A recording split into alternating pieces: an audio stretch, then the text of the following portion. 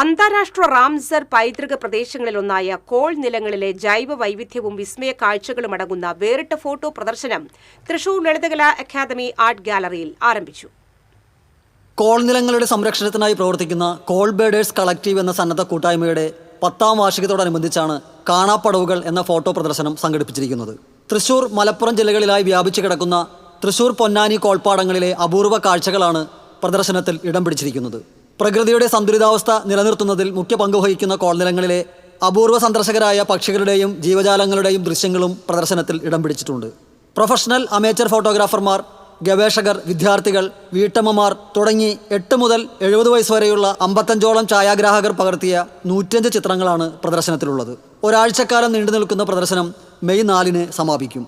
ഇതോടൊപ്പം തണ്ണീർത്തട സംരക്ഷണത്തെക്കുറിച്ച് പൊതുജനങ്ങൾക്കിടയിൽ അവബോധം വളർത്തുകയെന്ന ലക്ഷ്യത്തോടെ 1 മാസം നീണ്ടു നിൽക്കുന്ന കോൾ ഫെസ്റ്റിവലിനും തുടക്കമായി. ഇതിൻ്റെ ഭാഗമായി കോൾ നിലങ്ങളുടെ പല ഭാഗങ്ങളിലായി വിവിധ പരിപാടികളും സംഘടിപ്പിക്കും. TCV തൃശൂർ.